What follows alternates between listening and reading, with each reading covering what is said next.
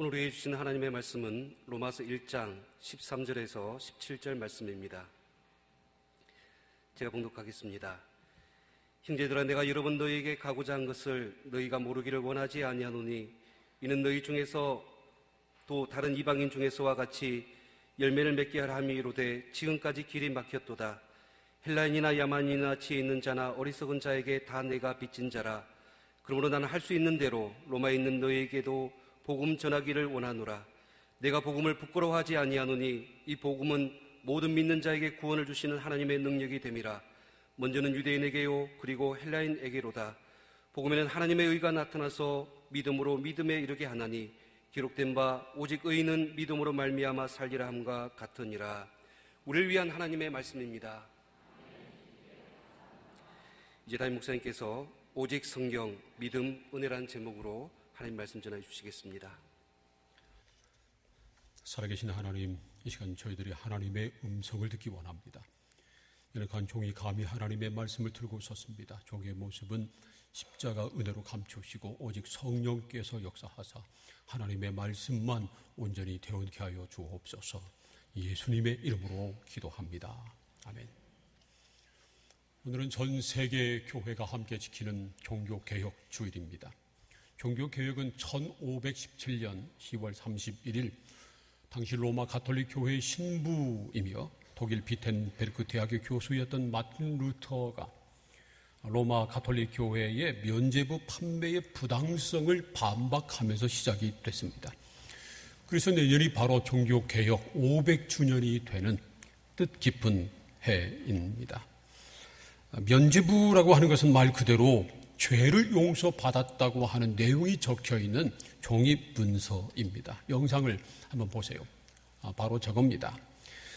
당시 로마 천주교회에서는 누구든지 저 문서를 사면 모든 죄를 전부 다 용서받는다고 가르쳤습니다.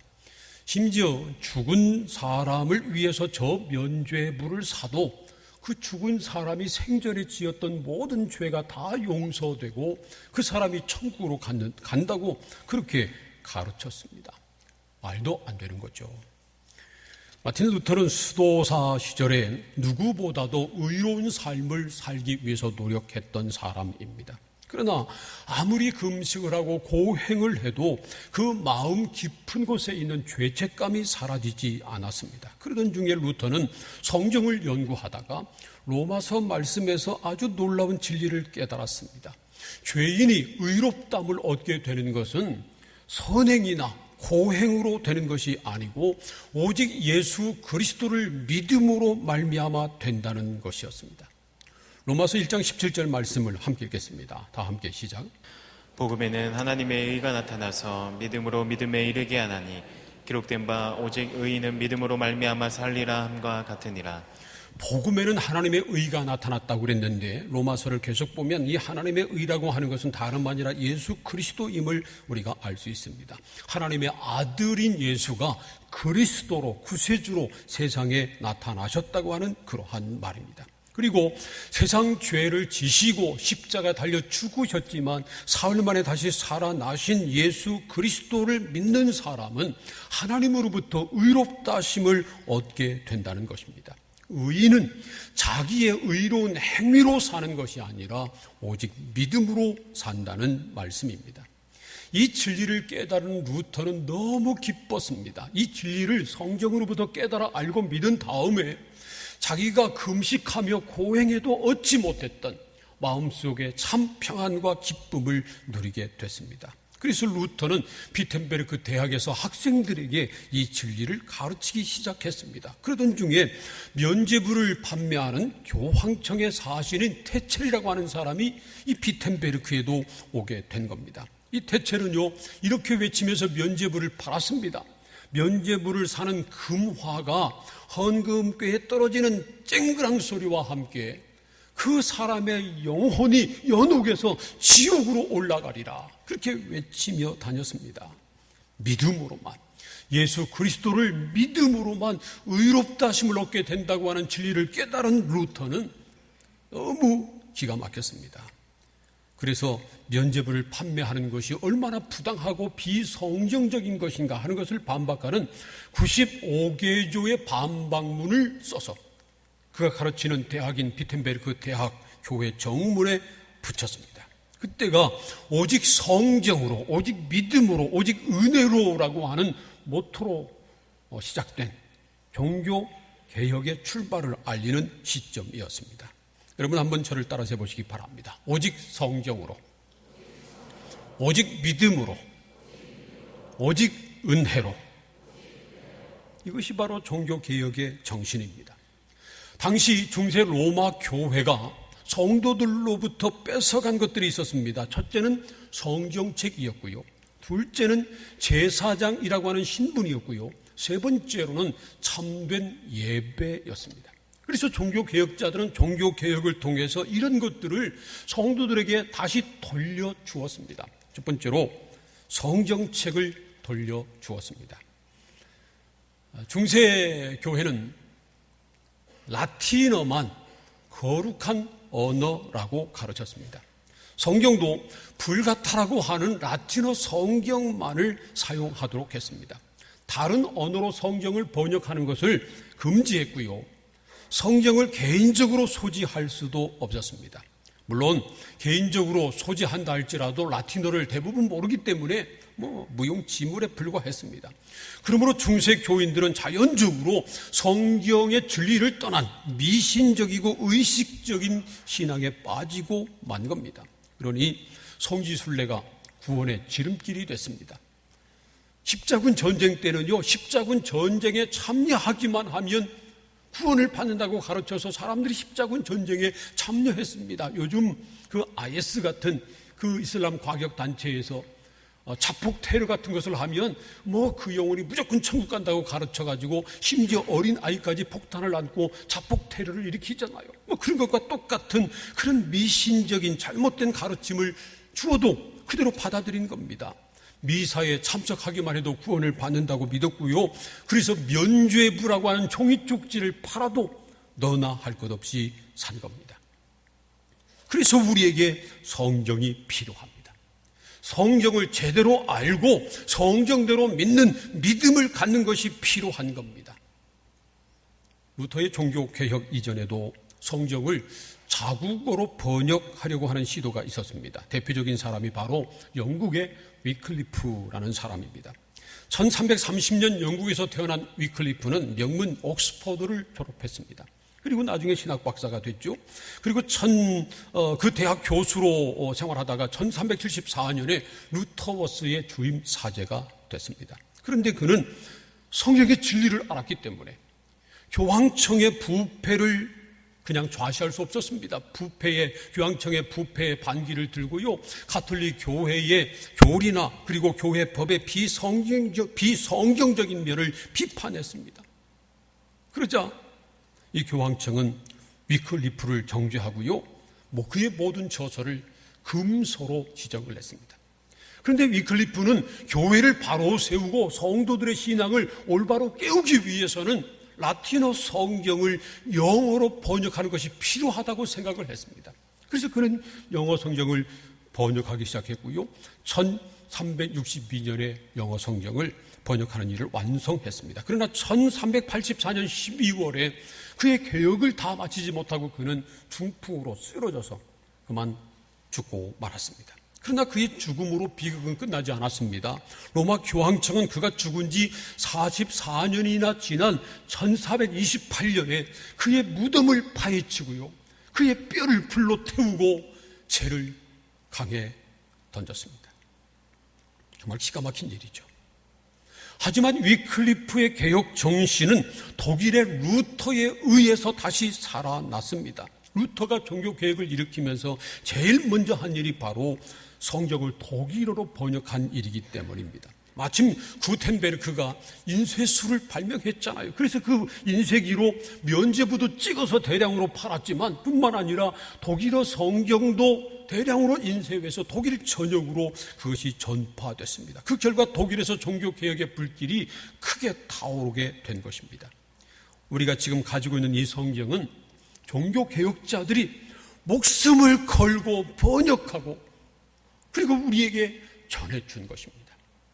그러므로 이것은 정말 목숨같이 귀중한 것입니다. 여러분, 이 성경책을 귀중하게 여기시기를 축복합니다. 지금은 천주교회도 성경책 자국어로 번역된 성경을 가지고 있습니다. 그런데 그것은 루터를 비롯한 그 종교개혁자들이 얼마나 옳았나는 것을 보여주는 반증입니다. 우리는 오직 성경 말씀만 유일한 진리라고 하는 종교개혁자들의 전통에 서 있습니다. 그러므로 우리는 우리 교회를 이 성경 말씀 위에 세워 나가야 합니다. 신학적인 사상이나 철학적인 사상이 교회의 반석 기준이 될 수 없습니다. 우리의 믿음의 기준은 언제나 하나님의 말씀 성경책입니다. 개인의 신앙 경험이나 다른 사람의 신앙 경험, 다른 사람이 받은 계시가 신앙의 기준이 될 수 없습니다. 오직 성경만이 우리가 따를 기준입니다. 오직 성경입니다. 두 번째로 종교개혁자들은 성도의 제사장 신분을 회복시켜 주었습니다. 로마 천주교회는 철저하게 계급화되어 있었습니다. 지금도 마찬가지죠. 일반 성도와 사제라고 하는 계급으로 나누어져 있습니다. 사제라고 하는 말은요, 제사장을 거꾸로 쓴 겁니다. 사제는, 신분은 제사장입니다. 그래서 평신도와 제사장, 사제는 완전히 신분이 다른 겁니다. 역할이 다른 게 아니고요, 신분이 다른 겁니다. 마치 봉건시대나 왕국시대에 귀족, 왕족이나 귀족들과 일반 평민이나 그리고 상민의 신분이 완전히 달랐던 것처럼 교회 안에 신분이 완전히 다른 겁니다. 그런데 이것은 구약적입니다. 신약에 넘어와서 보면요, 그건 비성경적입니다. 그런데 여전히 천주교회는 신분이 계급화됐습니다. 더구나 사제들도 그렇습니다. 일반 신부들은 주교에게 순복해야 되고요, 주교들은 추기경에게 순복해야 되고 추기경은 교황에게 순복해야 합니다. 그러니 평신도들은 말할 것도 없습니다. 평신도들은 제사장인 사제 없이는 하나님께 나갈 수 없다고 가르칩니다. 그래서 죄를 지어도요, 사제에게 고해 성사를 해야 용서를 받고 사제에게 성사, 세례나 성찬식이나 그런 성사를 받아야 구원을 받는다고 가르칩니다. 아무리 성도들이 많이 모여 있어도 사제가 없으면 미사를 드리지 못합니다. 그러나 천주교회에서 초대 교황이라고 주장하는 사도 베드로는 이렇게 말씀합니다. 베드로전서 2장 9절 말씀을 함께 읽겠습니다. 시작. 그러나 너희는 택하신 족속이요 왕같은 제사장들이요 거룩한 나라요 그의 소유가 된 백성이니 이는 너희를 어두운 데서 불러내어 그의 기이한 빛에 들어가게 하시니에 아름다운 덕을 선포하게 하려 하심이라. 너희는 택한 족속이요 왕같은 제사장들이요 거룩한 나라요 그의 하나님의 소유된 백성이라고 그렇게 말합니다. 그런데 이 말씀은요, 사도들에게 준 말씀이 아니라 예수 그리스도를 주로 믿는 모든 사람들에게 주신 말씀입니다. 사도들뿐만 아니라 누구든지 예수 그리스도를 믿기만 하면 하나님의 백성이요 왕같은 제사장이 된다는 것입니다. 세례를 받거나 성찬을 받거나 그래야만 구원받는 것 결코 아닙니다. 누구든지 예수 그리스도를 주로 믿으면 하나님으로부터 의롭다 하심을 얻은 하나님의 자녀가 됩니다. 이것을 마틴 루터가 로마서에서 발견했습니다. 그가 발견하고 주장한 가장 중요한 진리가 바로 그것입니다. 이것을 말이죠, 이신득의, 믿음으로써 의롭다 하심을 얻는 것이다, 그렇게 말합니다. 영어로 말하면 justification by faith, 믿음으로 의롭다 하심을 얻는다고 그렇게 말하는 겁니다. 행함이 아니라, 아니면 고행이 아니라, 아니면 어떤 의식에 참여함이 아니라 오직 예수 그리스도를 주로 믿는 믿음으로만 의롭다 하심을 얻고 구원함을 받게 된다는 것입니다. 사랑하는 성도 여러분, 오직 믿음으로 구원받는 것을 믿으시기를 축복합니다. 우리는 믿음으로 의롭다 하심을 얻은 하나님의 자녀가 됐습니다. 그러므로 이 믿음으로 의롭다 하심을 얻은 하나님의 자녀들은 누구나 다 왕같은 제사장이라는 겁니다. 그래서 마틴 루터는 이 사실을 만인 제사장설이라고 주장을 했습니다. Universal priesthood. 이 세상 모든 사람들은 다 예수 그리스도를 믿으면 모든 사람들은 다 제사장직을 갖게 된다는 것입니다.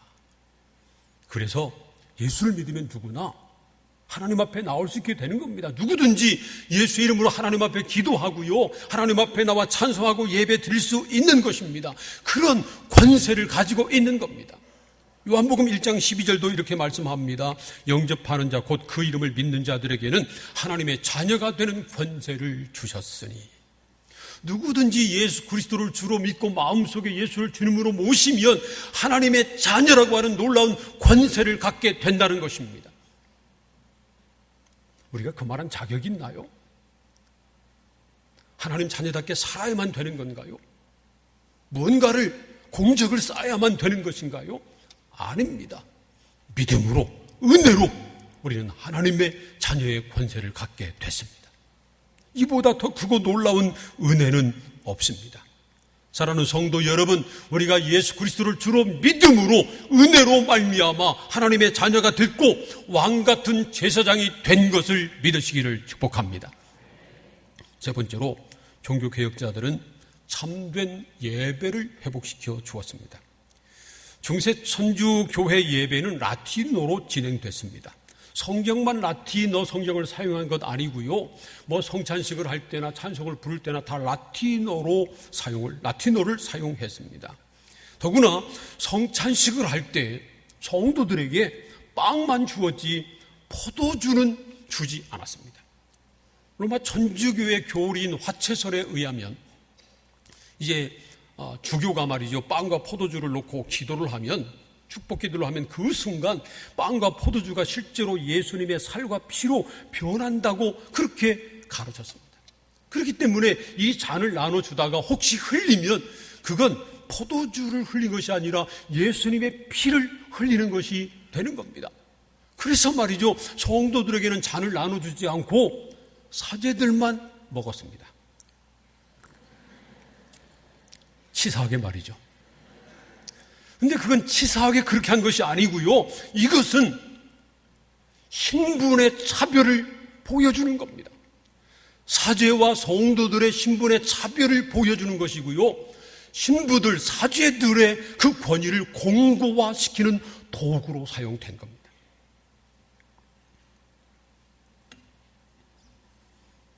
그래서 말이죠, 성도들에게 이 포도주 잔은 주지 않고 성찬식을 할 때 사제가 이 포도주 잔을 높이 들면 이것을 높이 드는 것을 바라보는 사람은 누구나 구원을 받는다고 가르쳤습니다. 그러면 눈먼 사람들은 어떡하죠? 말도 안 되는 거죠. 그런데 성도들은 그렇게 믿었습니다. 그렇게 가르쳤고 그렇게 믿었습니다.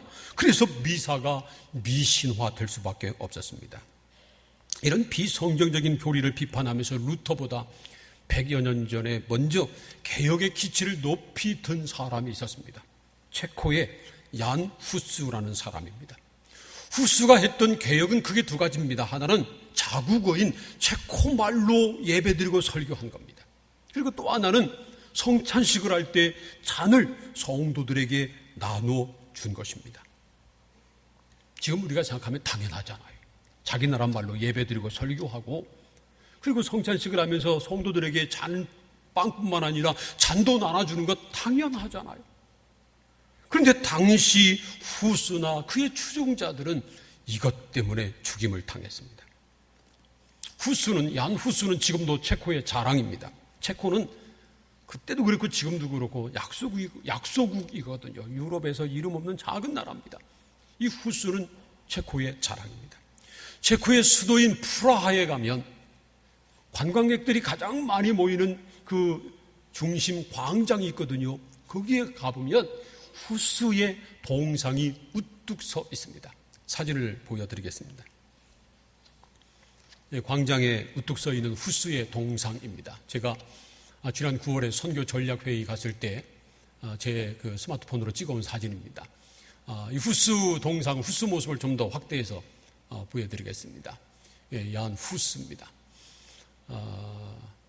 이 후스가 말이죠, 조금 전에 말씀드린 그러한 개혁을 이 프라하를 중심으로 시작을 했는데 큰 바람이 일어나서 모든 체코 전역의 모든 교회가 다 후스를 따랐습니다.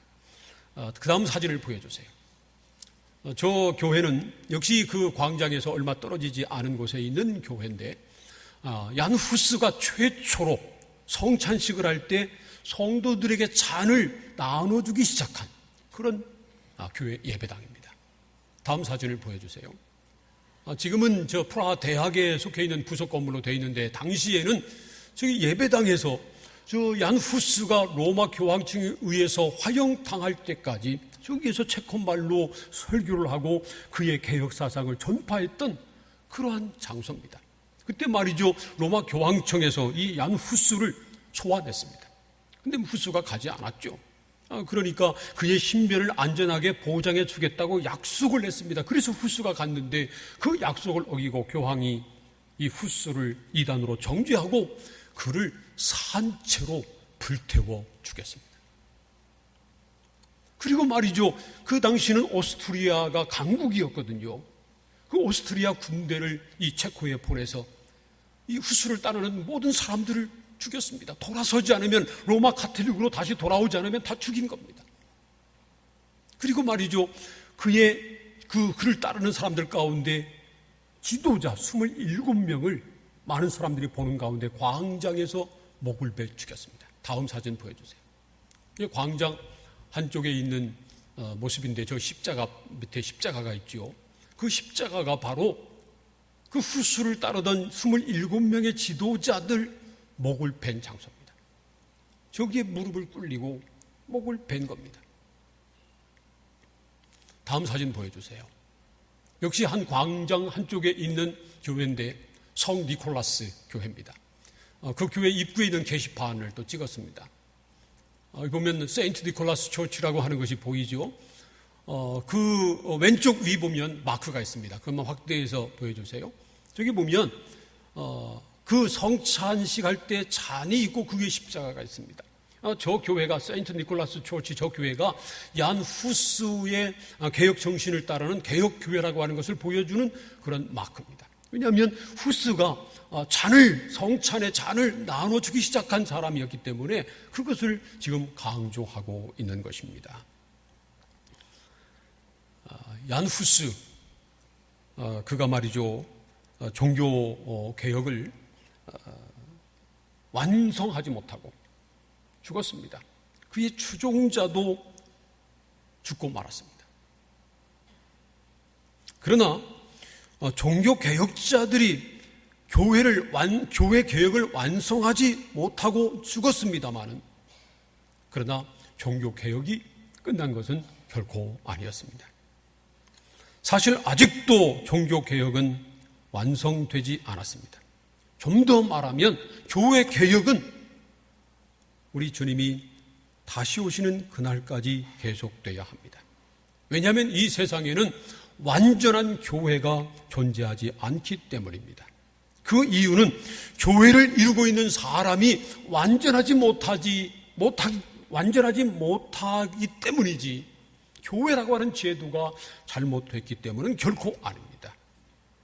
그래서 말이죠, 어떤 사람들 중에는 교회가 세상에 필요 없다라고 주장하는 사람들도 있습니다. 그러나 우리가 꼭 기억해야 할 것이 있습니다.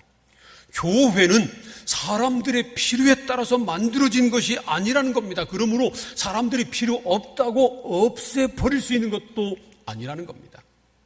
마태복음 16장 18절 말씀 보세요. 함께 읽겠습니다. 다 함께 시작. 또 내가 내게 이르노니 너는 베드로라. 내가 이 반석 위에 내 교회를 세우리니 음부의 권세가 이기지 못하리라. 예수님이 분명하게 말씀하셨습니다. 내가 이 반석 위에 내 교회를 세우리니 음부의 권세가 이기지 못하리라. 음부의 권세는 하나님을 대적하고 예수 그리스도를 대적하고 그리스도의 교회를 무너뜨리려고 하는 세력을 말하는 겁니다. 아무리 음부의 권세가 교회를 넘어뜨리려고 발버둥을 쳐도, 아무리 거센 그런 핍박과 유혹을, 환란의 바람을 몰아쳐도 결코 교회를 이기지 못할 것이라는 말씀입니다. 이 교회 건물도요, 반석 위에 든든하게 지으면 지진이 와도 무너지지 않습니다. 그러나 건물은 중요한 것이 아닙니다. 눈에 보이는 건물이 중요한 것이 아니고요, 눈에 보이지 않는 신앙 공동체인 교회가 중요합니다. 믿음의 반석 위에 세워진 교회는 절대로 무너지지 않습니다. 음부의 권세가 아무리 넘어뜨리려고 음모를 꾸미고 공격해도 결코 넘어지지 않습니다. 사랑하는 성도 여러분, 우리 교회가 그런 교회가 되기를 소원합니다. 그리고 우리가 주님 오시는 그날까지 이 교회 개혁을 계속해 나가는 그러한 하나님의 사람들 되기를 소원합니다. 그러기 위해서 우리는 무엇보다 성경 말씀으로 돌아가야 합니다. 종교 개혁을 다른 말로 하면 성경대로 돌아가자고 하는, 성경으로 돌아가자고 하는 그러한 운동입니다. 그러므로 우리는 성경 말씀을 열심히 읽고요, 이 말씀을 열심히 배우고요, 성경 말씀대로 믿고 성경 말씀대로 살아야 합니다. 한번 생각해 보세요. 중세시대 그리스도인들은 성경책을 소지할 수 없었습니다. 만에 하나 가지고 있다 할지라도 라틴어로 기록돼서 몰랐습니다. 그래서 개혁자들이 교회를 성경적으로 바로 세우고 성도들에게 성경적인 믿음을 회복시켜 주기 위해서 목숨을 걸고 성경책을 자국어로 번역을 했습니다. 독일에서는 루터가 독일말로, 그리고 스위스 제네바에서는 켈빈이 불어로, 또 영국에서는 위클리프, 그 다음에는 15세기에는 크랜머가 영어로 성경을 자국어로 번역해서 성도들에게 돌려주었습니다. 그래서 말이죠, 자국어로 번역된 성경을 처음 받아봤을 때 그 성도들이 얼마나 감격했을까요?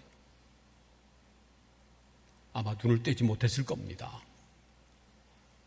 밤을 새워 그 성경을 읽었을지 모릅니다. 얼마나 성경을 사모하고 성경 말씀을 탐구했을까요? 아, 이 말씀이 여기 있었구나, 이게 진리구나, 이 말씀대로 믿어야 되겠구나, 이 말씀대로 살아야 되겠구나, 얼마나 감격했을까요? 사랑하는 성도 여러분, 성경을 더 열심히 읽기를 축복합니다. 성경 말씀을 더 열심히 배우시기를 축복합니다. 성경 말씀대로 믿으시고 성경 말씀을 따라 살아가시기를 축복합니다. 우리는 성경에 기록된 대로 믿음으로 말미암아 구원을 받았습니다. 오직 의인은 믿음으로 말미암아 살리라 말씀했습니다. 이 말은 두 가지 의미가 있습니다. 우리가 믿음으로 영원한 생명을 얻는다고 하는 뜻이고요, 영원한 생명을 얻은 하나님의 자녀들은 믿음으로 세상을 살아야 한다는 그런 의미가 있습니다. 로마서 1장 17절 말씀 보면 복음에는 하나님의 의가 나타나서 믿음으로 믿음에 이르게 하나니 그랬는데, 이 말씀은 우리는 믿음에서 출발하여 믿음을 목표로 합니다. 그렇게 번역할 수도 있습니다. 믿는 사람의 마지막 목표는 온전한 믿음을 갖는 것이고 믿음으로 사는 것이다 하는 그러한 뜻입니다. 우리는 믿음으로 의롭다 하심을 얻었습니다. 누구도 행위로 구원받지 못합니다. 오직 믿음으로만 구원을 받습니다. 이 말을 다른 말로 하면 은혜로만 구원을 받는 것입니다. 우리는 다 그렇게 구원받았습니다. 그러므로 우리는 오직 성경 말씀대로 믿고 성경 말씀대로 살아야 합니다.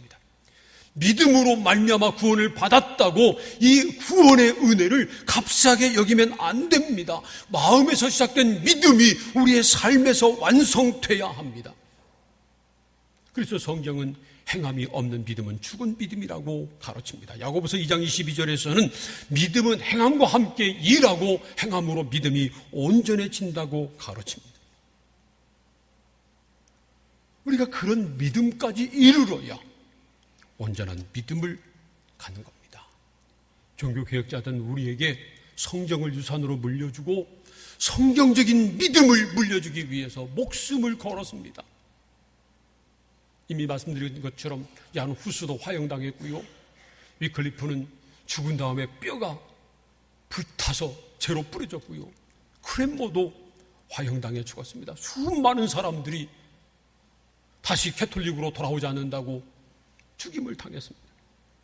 그런 성경적인, 그런 순교적인 그런 헌신 때문에 우리가 이 성경적인 믿음을 유산으로 물려받은 겁니다. 여러분, 이 믿음을 귀하게 여기시기를 축복합니다. 그리고 오직 성경만이 우리의 진리고 오직 믿음으로 은혜로 구원받은 하나님의 자녀답게 이 세상을 오직 성경으로, 오직 믿음으로, 오직 은혜로 살아가시기를 주님의 이름으로 축원합니다. 기도하겠습니다. 함께 기도하겠습니다. 하나님, 우리가 종교개혁 전통 위에 서 있게 된 것 감사합니다. 성경적인 믿음을 갖게 하시니 감사합니다. 성경만이 우리의 유일한 기준이고 우리는 오직 믿음으로 구원받았고 오직 은혜로 구원받았습니다. 그러므로 성경을 믿고 성경 말씀대로 믿음으로 은혜로 살아가는 우리가 되게 하여 주옵소서. 다 함께 통성으로 기도하겠습니다. 하나님 아버지 감사합니다. 종교개혁 주일에 귀한 하나님의 말씀을 함께 나누게 하시니 감사합니다. 우리는 종교개혁자들이 목숨을 걸고 그리고 우리에게 회복시켜준 성경적인 믿음 전통 위에 서 있습니다. 오직 성경만이 우리 교회의 반석이요 우리 믿음의 기준이요 우리의 진리입니다. 하나님의 말씀을 더 열심히 사모하게 하시고 배우게 하시고 그 말씀을 따라 살게 하여 주옵소서. 우리는 오직 믿음으로 은혜로 구원받은 하나님의 자녀가 됐습니다. 우리는 왕같은 제사장입니다. 그러므로 담대하게 하나님 앞에 나와 은혜를 받아 누리게 하시고 이 세상에 나가서도 은혜로 믿음으로 말씀에 순종하며 살아가는 우리들 다 되게 하옵소서. 예수님의 이름으로 기도합니다.